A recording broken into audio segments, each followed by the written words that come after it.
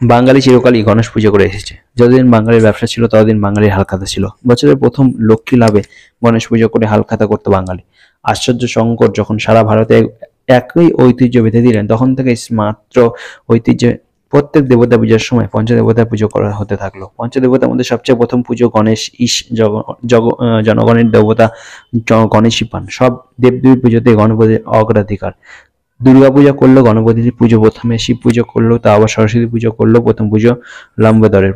যখনই কোনো হিন্দু পুজোকে বাংলা মাটিতে বহিরাগত বলে দাগিয়ে দেওয়ার চেষ্টা করি কয়েকটা ফান্ডেড বিদ্বেষী, তখন এই তথ্যযুক্তি অনেকেই কাউন্টার করে থাকে।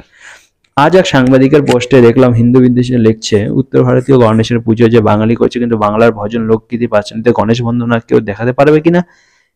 এইসব ফান্ডেড বিদেশিদের সবচেয়ে বড় সমস্যা, সিলেবাস যেগুলো ছিল সেটাও ভালো করে পড়েনি। প্রথমত, বাংলায় ভজন বলে কিছু নেই। গোটা ভারতে ভক্তিমূলক গীতি ভজন বলে পরিচিত, যে গানের মাধ্যমে ঈশ্বর ভজনা করা হয়। পাঞ্চালী পুরোপুরি বাংলার নিজস্ব ধারা। রামায়ণ ও বাংলার শ্রীরাম পাঁচালী। সব দেবতার মহিমা কীর্তনে বাঙালি পাঁচালী লিখেছে। পুজোয় সংস্কৃত মন্ত্রের সঙ্গে পাঁচালী পড়ে দেবতার মহিমা কীর্তন এই বাঙালির ঘরে ঘরে হয়ে এসেছে। সব বাঙালি নিশ্চয়ই চণ্ডীমঙ্গল, অন্নদা মঙ্গলের নাম শুনেছ। মঙ্গল কাব্যে ঈশ্বর বর্ধনা বাঙালির ঘরে ঘরে চলে এসেছে। হিন্দু রীতি মেনে মঙ্গল কাব্যের কাব্যীরা কাব্য রচনায় প্রথমে গণেশ বন্দনা করেছেন। দেবীর মাহাত্ম্য বর্ণনায় বাংলার কবিরা তো দেবীর পুত্রকে বাদ দিতে পারেন না। কবি মুকুন্দরাম চক্রবর্তীর চণ্ডীমঙ্গলে প্রথম গোবিন্দ ভক্তি চাওয়ার আগেই গণেশ বন্দনা। এই হ্যাংলা পক্ষ বিদেশি পক্ষের দাবি কি এরা বাংলা সাহিত্যের ইতিহাসে কবি কঙ্কন, রায়গুণাকর উপাধি প্রাপ্তদের থেকেও বেশি বাঙালি?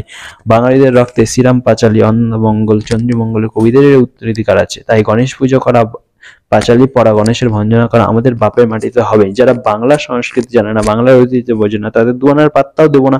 কারণ বাঙালি মানে কোনো গণেশই থাকেন। গণেশ ছাড়া বাংলার মা মা মা হবে।